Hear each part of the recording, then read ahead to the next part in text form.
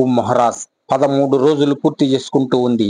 కలెక్షన్లు ఎలా ఉన్నాయి, అసలు బ్రేక్ ఈవెన్ అయిందా అంటే టోటల్ గా వరల్డ్ వైడ్ బ్రేక్ ఈవెన్ అయిపోయింది. కాకపోతే కొన్ని సోషల్ మీడియాలో నెగిటివ్ వార్తలు స్ప్రెడ్ చేస్తున్నారు. వాటిని పట్టించుకోవాల్సిన అవసరం లేదు. కారణం ఏమిటంటే నటసింహ రోరింగ్ ముందు బార్కింగ్ గాళ్లు బలైపోవటమే.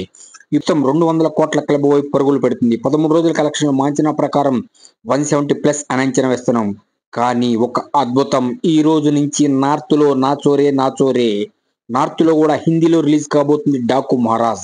ఎందుకంటే అక్కడ పాత్ర ఎక్కువ ఉంది కాబట్టి, అంటే అక్కడ షూట్ చేశారు రాజస్థాన్ అటువైపు నార్త్ లో, కాబట్టి వారికి ఫుల్ గా కిక్ ఇస్తుంది. ఇప్పటికే అఖండతో పాన్ వరల్డ్ స్టార్ అయిపోయాడు నటసింహ నందమూరి బాలకృష్ణ. ప్రస్తుతం అఖండ 2 తాండవం షూటింగ్ లో పాల్గొంటూ ఉన్నారు.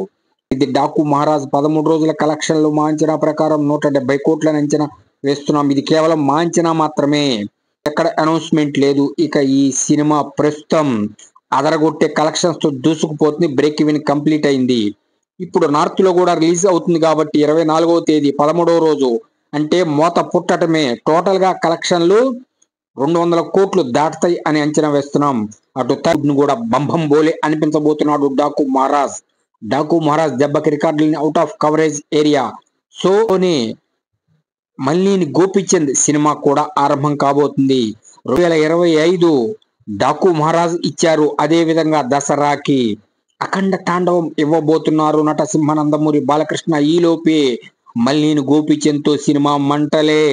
ఇక 2026 కూడా నందమూరి నామ సంవత్సరం. ఇప్పటికే 2025 నందమూరి నామ సంవత్సరం అయింది. 2026 కూడా నందమూరి నామ సంవత్సరమే. రాసి పెట్టుకోండి పక్క. డాకు మహారాజ్ దడబుట్టిస్తుంది. 200 కోట్ల వైపుగా పరుగులు పెడుతున్న Daaku Maharaj block buster hit.